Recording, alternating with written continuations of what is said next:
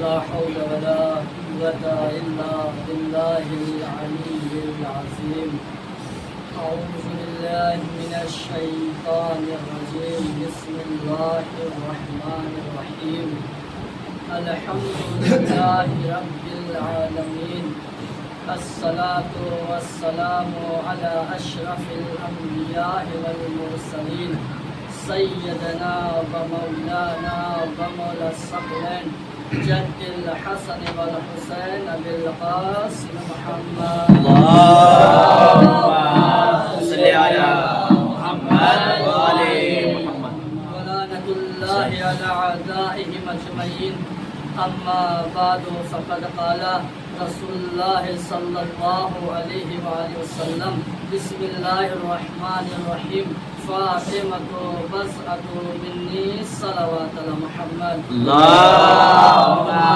صل على محمد وآل محمد عزاداران مظلوم کربلا ماتمداران سید الشہداء سوگواران شہزادی کونین مادر حسنین دختر جناب رسول الثقلین صدیقہ طاہرہ رازیہ مرضیہ بطول بی بی فاطمۃ الزہراء صلوات اللہ علیہا اللهم صل على محمد وآل محمد معزز سامعین کرام لائق احترام مقدس سامعین مقدس مجموعۃ اللہ کرام اساتذہ کرام تشریف فرما ہے اور صاحب فہم افراد تشریف فرما ہے. دیکھیے عوام کے سامنے مجلس کو خطاب کرنا بڑا آسان ہوتا ہے لیکن طلاب کرام اور اساتذہ کرام کے سامنے لب کشائی کرنا بڑا سخت مرحلہ ہوتا ہے. ایام فاطمیہ کے حوالے سے مجلس اعزا کا مجلس اعزا انعقاد کیا گیا ہے.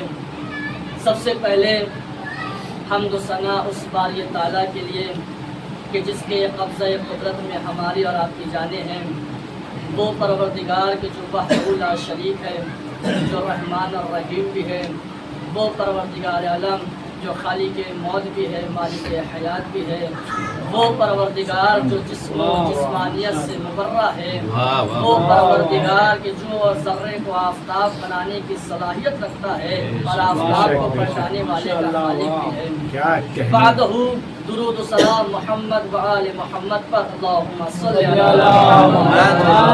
علی محمد. پروردگار عالم کا لاکھ لاکھ شکر ادا کرتا ہوں کہ پروردگار عالم نے ایک مرتبہ پھر ہم غریبوں کو ان امیروں کے ساتھ بیٹھنے کا موقع عطا کیا جو یہاں کے بھی امیر ہے وہاں کے بھی امیر ہے.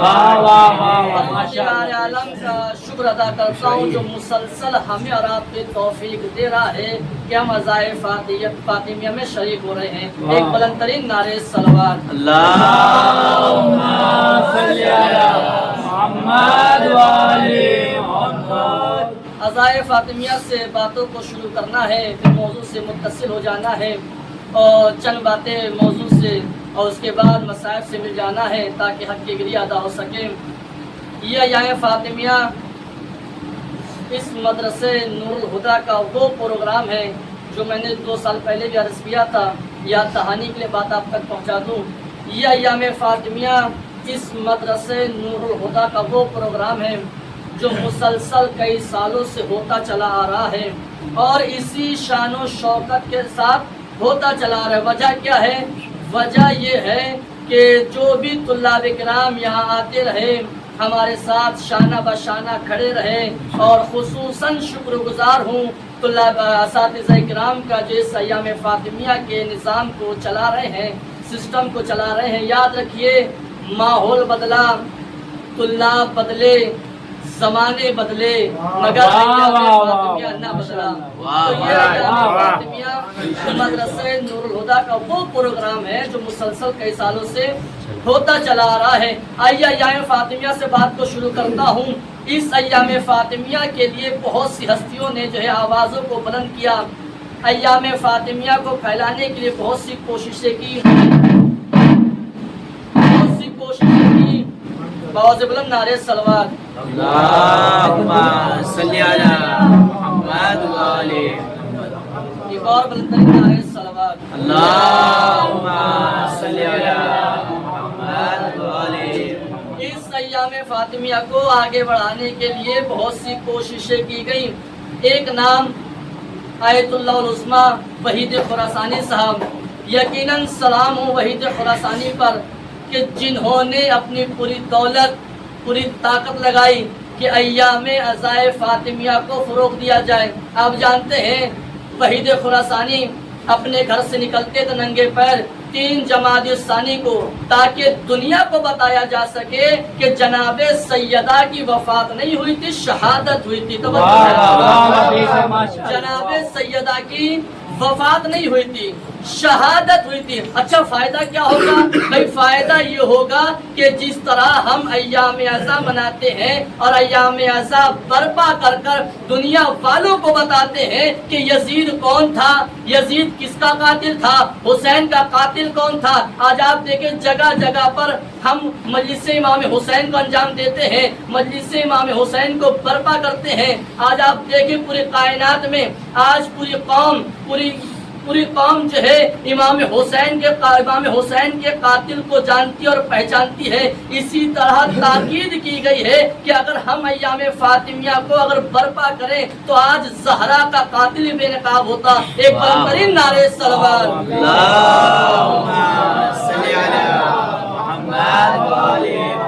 तो अज़ाए फातिमिया का एक मर्तबा है, एक मियार है। हमें और आपको भी अज़ाए फातिमिया को फैलाना चाहिए। अज़ीज़ान गिरामी, मैंने जिस हदीस को आपके सामने पढ़ने का शरफ हासिल किया है, उस हदीस के ज़ेल में सैयदा का एक लक़ब बनता है बज़अतुर रसूल। तवज्जो चाहता हूँ, बज़अतुर रसूल, रसूल का हिस्सा, रसूल का टुकड़ा। तवज्जो चाहता हूँ, रसूल का हिस्सा, रसूल का टुकड़ा। भाई रसूल ने खुद इरशाद फरमाया ना, फातिमा तो बज़तो मिन्नी, फातिमा मेरा हिस्सा है, फातिमा मेरा टुकड़ा है। टुकड़ा हिस्सा मतलब जुज़, टुकड़ा हिस्सा मतलब क्या है? जुज़ है, यानी रसूल कुल है, फातिमा जुज़ है। मसलन मैं बोल रहा हूँ, तवज्जो चाहता हूँ, मैं बोल रहा हूँ, मगर क्या वाकईन मैं ही बोल रहा हूँ? बोल तो मेरी जबान रही है, मगर कहा क्या जाता है? मैं बोल रहा हूँ। इसका मतलब जो कुल करता है वो जुज़ करता है। इसी को उल्टा कर लीजिए, बोल तो मेरी जबान रही है, मगर कहा क्या जाता है? मैं बोल रहा हूँ। तो इसका मतलब ये हुआ जो कुल करता है वो जुज़ करता है, जो जुज़ करता है वो कुल करता है। अब तवज्जो दीजिएगा ज़ने मोहतरम, आपने देखा नहीं जब शहजादी बस में आती थी तो रसूल पूरे कद से खड़े हो जाते थे। तवज्जो, और रिवायत में है इज़ दखलत अलैहि फातिमा, फातिमा जब भी दाखिल होती थी, फातिमा जब भी आती थी, जब भी का मतलब क्या हुआ? 7 मरतबा आएंगी तो 7 मरतबा रसूल खड़े, 70 मरतबा आएंगी तो 70 मरतबा रसूल खड़े, क्योंकि जुज़ खड़ा तो साथ में कुल भी खड़ा होगा। यानी जब भी फातिमा खड़ी रसूल फातिमा के एहतराम में खड़े। तवज्जो चाहता हूँ, रसूल फातिमा के एहतराम में खड़े। भाई आपने हर जगह हर रिवायत में यही तो सुना है ना कि फातिमा के खड़े होने से रसूल खड़े होते थे, अली के खड़े होने से रसूल खड़े नहीं होते थे। लेकिन ये भी तो समझिए, अली के खड़े होने से रसूल खड़े नहीं होते थे, लेकिन अली के खड़े होने से शौहर के एहतराम में फातिमा खड़ी। तवज्जो, अली के खड़े होने से शौहर के एहतराम में फातिमा खड़ी, फातिमा के एहतराम में नबी खड़े, अली खड़े, फातिमा खड़ी, नबी खड़े। अल्लाह के दुनिया में भेजे गए मनसब, नबूवत, विलायत, इमामत, सारे मनसब फातिमा के घर में जमा। तन्हा शहजादी का वो घराना है जिसमें जितने हैं सारे सरदार, सारे बादशाह, दुनिया के किसी भी घर में इतने बादशाह जमा नहीं हो सकते, इतने सरदार जमा नहीं हो सकते। अगर किसी घर में अगर एक बादशाह है और दूसरा बादशाह उठा तो उस दूसरे बादशाह ने पहले बादशाह का सरकलम किया या कैद में डाला। लेकिन शहजादी के घर में जितने हैं सारे बादशाह, सारे सरदार, باپ نبیوں کا سردار، شوہر ولیوں کا سردار، خود عورتوں کی سردار، بیٹے جوانان جنت کے سردار، قسم خدا کی سارے منصب جناب زہرا کے گھر میں جمع ہوا ہے.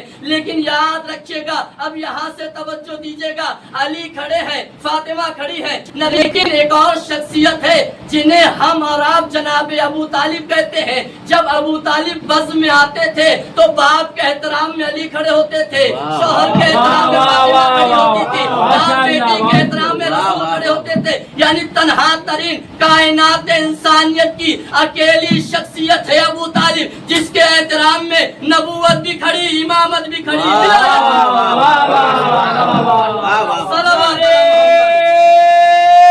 حیدری محمد والے محمد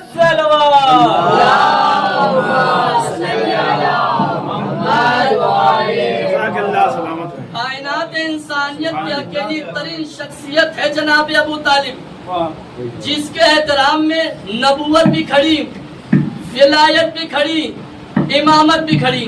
اب میں آپ کو یہاں تک اس لیے لے کر آ گیا ہوں، اہل بیت کے گھرانے میں جو رشتے ہیں وہ یہاں پہ آ کے نہیں بنے، بلکہ وہاں سے بن کر آئے ہیں. طلاب کرام اور اساتذہ کرام کی موجودگی ہے. روایت آپ کے حوالے کر رہا ہوں، اگر یقینی ہو تو پوری طاقت سے بتانا ہے، اگر شک و تردد ہو تو بعد مجلس اصلاح کا طلبگار ہوں. ہم اور آپ جو شہزادی کی ولادت کا جو واقعہ سنتے ہیں تو اس واقعے میں یہ ہے کہ جب شہزادی کی ولادت ہوئی تو شہزادی نے دو ہستیوں کو سلام کیا. پہلی ہستی رسول خدا کو سلام کیا. کیا کہہ کر سلام کیا؟ میرے بابا آپ پر میرا سلام ہو. جب مولا کائنات گھر میں داخل ہوئے تو مولا کائنات کو بھی سلام کیا اور یہ کہہ کے سلام کیا میرے شوہر علی آپ پر سلام ہو. یعنی کہ رشتے یہاں پہ آ کے نہیں بنے، وہاں سے بن کیا ہے. اب یہاں سے علی و فاطمہ کے لیے حضور اکرم صلی اللہ علیہ وآلہ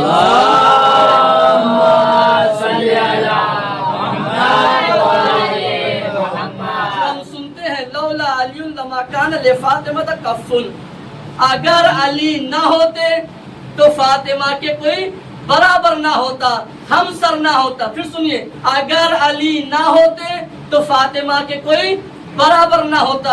میں اتنی اچھی مجلس نہیں پڑھتا ہوں، بس سیکھ ہی رہا ہوں. میں مثال کے لیے بات آپ تک پہنچاؤں. مثلا اس خمسہ مجالس کی دوسری مجلس مولانا عابد صاحب نے خطاب فرمائی. پہلے آپ نے عابد صاحب کی مجلس سنی، پھر مجھے سنا. اب باہر نکل کے کہیں کہ اگر عابد صاحب کی مجلس نہ ہوتی تو شہنشاہ صاحب کی مجلس کا کوئی جواب نہیں تھا. توجہ چاہتا ہوں. اب مجھے بتائیے، آپ نے ان کو میرے برابر لے کر آئے یا مجھے ان کے برابر لے کر آئے؟ کسے کس کے برابر لے کے؟ بھائی پہلے آپ نے عابد صاحب کی مجلس سنی، اس کا مطلب یہ ہے کہ یہ آپ کے نزدیک پہلے سے باعظمت ہے. توجہ، پہلے سے صاحب فضیلت ہے. توجہ. پھر مجھے سنا تو اب آپ ان کو میرے برابر نہیں لے کر آئے بلکہ مجھے ان کے برابر لے کر آئے. اب پھر سنیے قول حضور، اگر علی نہ ہوتے تو فاطمہ کے برابر کوئی نہ ہوتا. اب مجھے بتائیے، فاطمہ کو علی کے برابر لائے رسول، توجہ، یا علی کو فاطمہ کے برابر؟ علی آئے ہیں فاطمہ کے برابر. توجہ. اس کا مطلب یہ ہوا کہ نگاہ رسالت میں شہزادی فاطمہ پہلے سے باعظمت ہے. توجہ. علی آئے ہیں فاطمہ کے برابر، علی آئے ہیں فاطمہ کے برابر. یہ علی کون؟ رازوں کا راز علی، انوار کا درخت علی،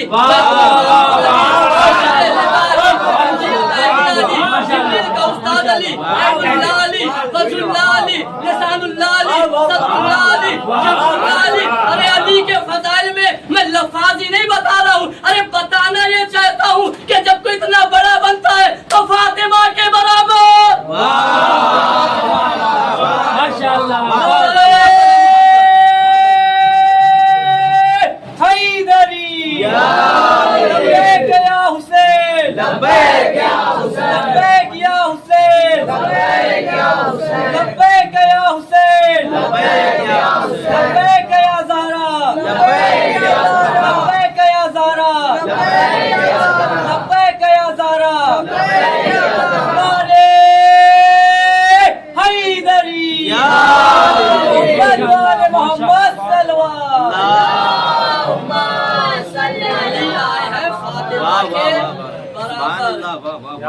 مطلب یہ ہے کہ نکاح رسالت میں جناب سیدہ پہلے سے باعظمت ہے. اگر علی نہ ہوتے تو فاطمہ کے کوئی برابر نہ ہوتا. اب آئیے نگاہ رسالت میں جناب سیدہ کا مقام کیا ہے. اب یہاں سے سنیے کہ نگاہ پروردگار عالم میں جناب سیدہ کا مقام کیا ہے. اللہ نے جناب سیدہ کا مقام ہی الگ رکھا ہے. توجہ, یوں تو دنیا میں جتنی عورتیں گزری, اللہ نے دنیا میں جتنی عورتیں ہیں اللہ نے ان کا مقام ہی الگ رکھا ہے. بھائی اللہ نے حکم دیا کہ بیٹیوں کے گھر جاؤ تو تحفے لے کے جاؤ, بیٹیوں کے گھر جاؤ تو بیٹیوں کا بوسہ لو, بیٹوں کے سامنے بیٹیوں کو مقدم رکھو. کیوں؟ کیونکہ یاد رہے بیٹیاں جو ہے باپ کے جنازے کی زینت ہوا کرتی ہیں, اور جن کے یہاں بیٹیاں نہیں ہوتی ہیں, جن کے یہاں بیٹیاں نہیں ہوتی ہے, پھر باپ کا جنازہ نکل کے چلا جاتا ہے پر پتہ نہیں چلتا ہے کہ جنازہ اس گھر سے نکلا ہے یا اس گھر سے نکلا ہے. تو یہ بیٹیوں کی عظمت ہے. اگر ایک جملے میں بتایا جائے کہ بیٹیوں کی عظمت کیا ہے تو سنیے, بیٹیاں سب کے مقدر میں کہاں ہوتی ہے؟ گھر جو اللہ کو پسند آئے وہاں ہوتی ہے.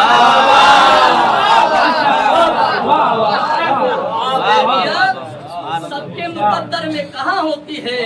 گھر جو اللہ کو پسند آئے وہاں ہوتی ہے. تو بیٹیوں کی بہت زیادہ عظمت اللہ نے رکھی ہے. تو آئیے آگے کی منزل کو طے کریں. تو بیٹیوں کی پہلی عظمت کیا ہے کہ بیٹیاں جیسے ہی پیدا ہوتی ہے, توجہ, بیٹی یا بیٹیاں جیسے ہی پیدا ہوتی ہے اپنے باپ کے لیے رحمت بن جاتی ہے. بیٹیاں جیسے ہی پیدا ہوتی ہے اپنے باپ کے لیے رحمت بن جاتی ہے, جبکہ بیٹے والدین کے لیے نعمت ہوا کرتے ہیں. اور ایک بات اور ذہن میں طلاب کرام ہے, یہ بات ذہن میں رہے کہ روز محشر پروردگار نعمت کا حساب و کتاب کرے گا, رحمت کا حساب و کتاب نہیں کرے گا. تو بیٹیاں باپ کے لیے کیا ہوئی؟ رحمت ہوئی. اب آئیے, یہی بیٹی جب شادی کے درجے پہ فائز ہوتی ہے, یہی بیٹی جب شادی کے درجے میں فائز ہوتی ہے تو اپنے شوہر کا نصف ایمان مکمل کر دیتی ہے. اور یہی بیٹی جب ماں کے درجے میں فائز ہوتی ہے تو جس جنت کی خواہش مند ہوا کرتی ہے وہی جنت ماں کے قدموں کے نیچے آ جاتی ہے. یہ ایک عام عورت کا مقام ہے جو اللہ نے رکھا, مگر خدا کی قسم کیا کہنے جناب زہرا کے اس باپ کے لیے رحمت بن کر آئی جو پہلے سے رحمت کے لیے اس میں ایمان مکمل کرنے آئی جو پہلے سے کل ایمان, اور ان بیٹوں کی جنت قدموں میں آئی جو پہلے سے جنت کے سردار. صلوات علی محمد.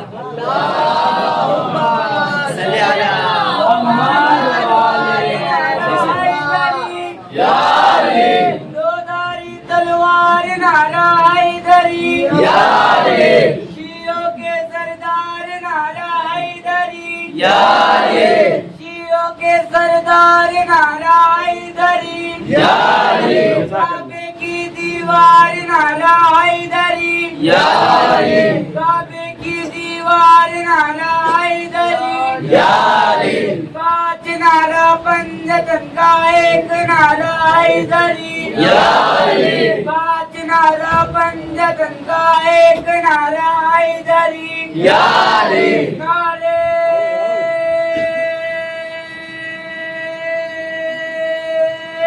حیدری. یہ ہے مقام بی بی سیدہ کا.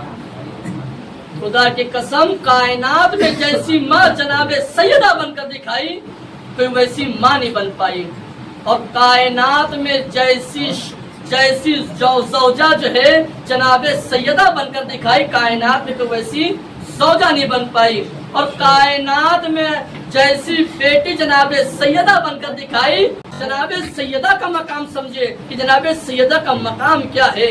یہی رسول نے فرمایا فاطمہ تو بسۃ منی, فاطمہ میرا پارہ جگر ہے, فاطمہ میرا پارہ جگر ہے. جس نے فاطمہ کو اذیت دی اس نے مجھے اذیت دی، جس نے مجھے اذیت دی اس نے اللہ کو اذیت دی، اور اللہ کو اذیت دینے والا فہو کفر، وہ کیا ہے؟ کافر۔ تو عزیزان گرامی معلوم یہ ہوا کہ جس نے فاطمہ کو اذیت دی وہ کیا ہے؟ کافر ہے، اور جناب زہرا جس سے ناراض ہو کر چلی گئی وہ کیا ہے؟ کافر ہے، اور جس سے جناب زہرا راضی ہو گئی وہ کیا ہے؟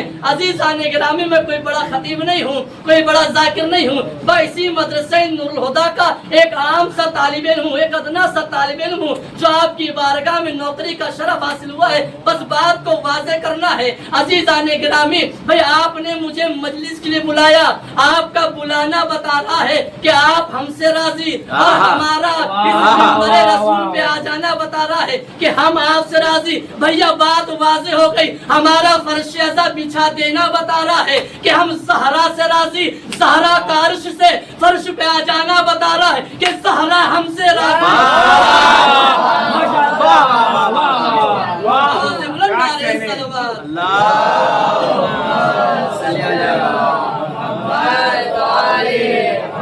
زبان کے ساتھ دل بولا علی مولا، علی مولا، زبان کے ساتھ دل بولا علی مولا، علی مولا، زمین بولی فلک بولا علی مولا، علی مولا، کھڑی تلوار سر بولا علی مولا، علی مولا، کھڑی تلوار سر بولا علی مولا، جھوم کر بولا علی مولا، علی مولا، فریرا جھوم کر بولا علی مولا، علی مولا، نعرے حیدری یا علی، آواز بلند تر سلوات۔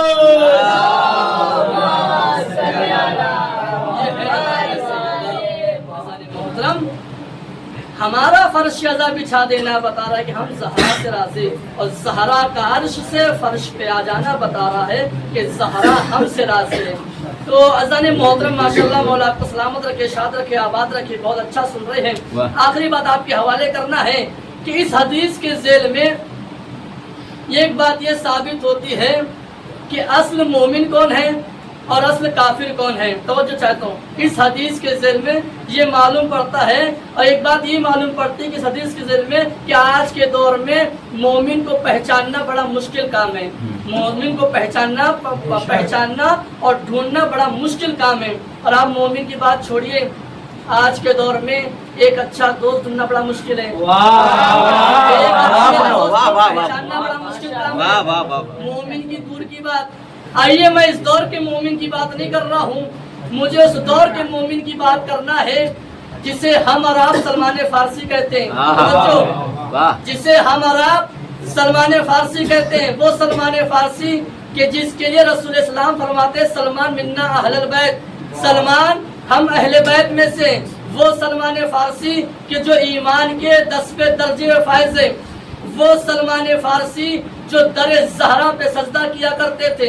آپ جانتے ہیں ایرانی نے کتاب لکھی، اساتذہ کرام میں بہتر جانتے ہیں، ایرانی نے کتاب لکھی، اس کتاب میں یہ لکھا کہ جب بھی اذان ہوتی تھی جناب سلمان اپنے گھر سے نکلتے تھے اور سیدھے در زہرا پہ آیا کرتے تھے، سجدہ کیا کرتے تھے، سلام کیا کرتے تھے۔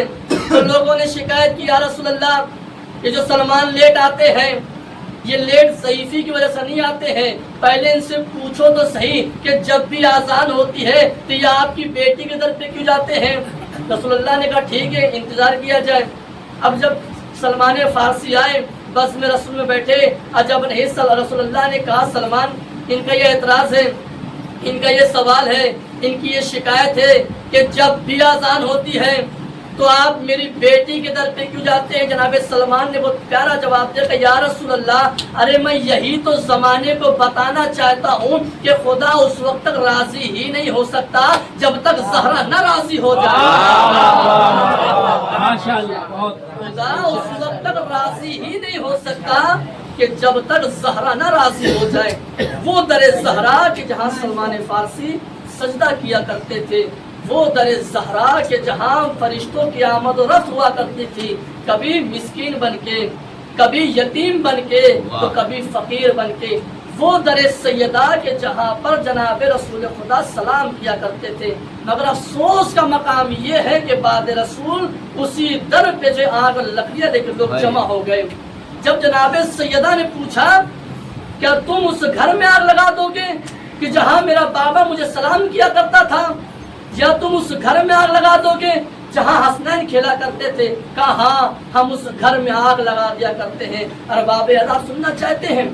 مصیبت جناب سید، مصیبت جناب زہرا، مجھے جو ہے شہادت نہیں پڑھنا ہے، اس لیے کہ انشاءاللہ آخری مجلس میں استاد محترم تفصیل سے جو ہے جناب سیدہ کی شہادت کو پڑھیں گے اور انشاءاللہ ہم اور آپ مصاب ہوں گے، لیکن صرف اور صرف جناب سیدہ کی مصیبت کے چند گوشے، چند فکرے آپ کے حوالے کرنا ہے تاکہ جو ہے حق کی گری ادا ہو سکے۔